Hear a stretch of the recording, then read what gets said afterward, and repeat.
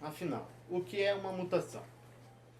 Mutação é uma alteração, uma mudança no material genético do organismo.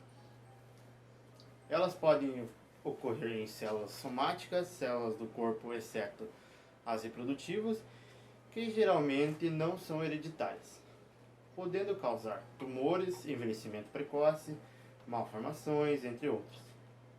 Ou em células germinativas, células que originam os gametas que fazem com que mutações sejam passadas ou descendentes e que podem causar desordem genética como surgimento de síndromes, malformações e aborto. As mutações podem ocorrer naturalmente advindas de erros naturais durante os processos de mitose ou meiose, síntese proteica e falhas na replicação de DNA, ou ocorrer sendo induzidas por agentes mutagênicos, substâncias químicas ou de natureza física, como os raios ultravioletas, raio-x, radiação nuclear, bebidas alcoólicas, substâncias do tabaco e medicamentos. As mutações podem ser de dois tipos. Mutação gênica. A alteração ocorre em um trecho do DNA que leva a uma modificação de proteína sintetizada. Mutação cromossômica. Ocorre alterações de partes inteiras de cromossomos, chamados de alterações cromossômicas estrutural, ou alteração de número de cromossomos, chamada de alterações cromossômicas numéricas.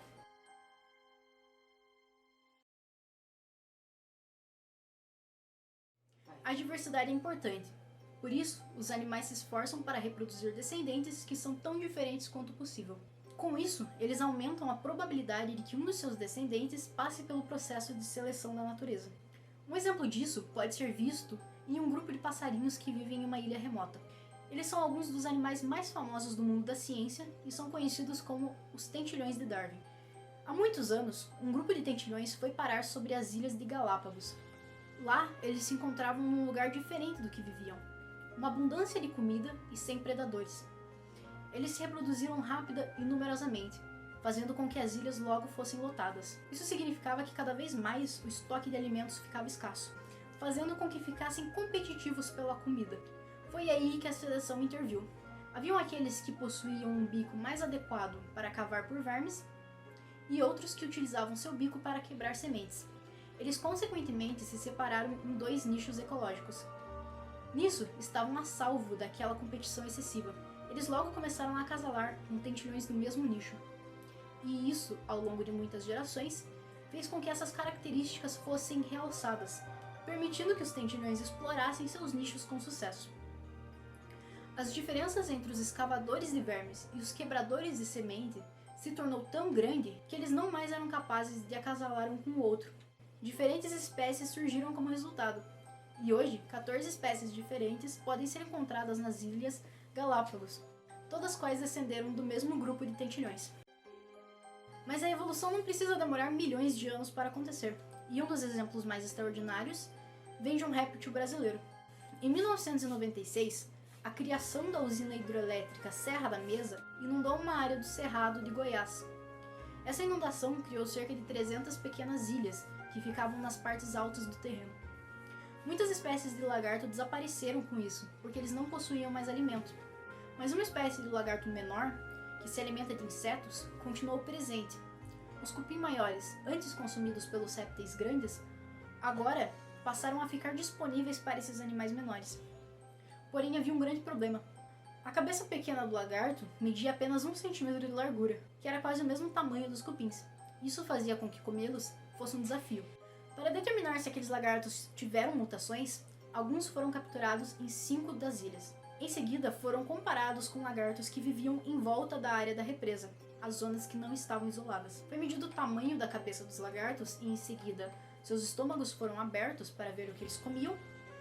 E os resultados foram que, apesar de terem se passado apenas 15 anos, os lagartos que viviam nas ilhas possuíam cabeças 4% vezes maiores que os seus vizinhos, que foi o suficiente para que eles pudessem ser capazes de comer os cupins. Albinismo. O albinismo é uma condição genética e hereditária causada pela falta de pigmentação que dá cor à pele, cabelo e olhos. Ela é causada pela falta de ou o defeito na enzima tirosinase, que é envolvida na produção de melanina. Essa característica é um problema, pois animais albinos são caçadores de presas bastante visíveis. Além disso, as famílias e grupos tendem a afastar os filhotes albinos, seja para proteger os demais membros por não reconhecê-lo como parentes, pois apresentam hábitos estranhos. Esses animais instintivamente buscam a sombra para poder minimizar os efeitos da luz solar.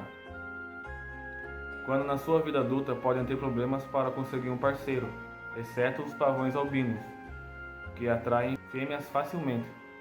Outros exemplos de animais que podem ser albinos são a baleia assassina, a baleia jubarte, cervo e o flamingo.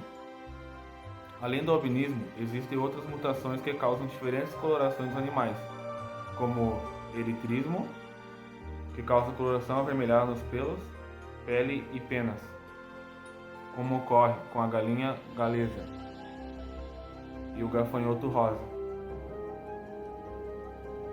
O piebaldismo, que afeta a produção da melanina, caracterizada por áreas despigmentadas que costumam se localizar na face, comum em ratos, coelhos,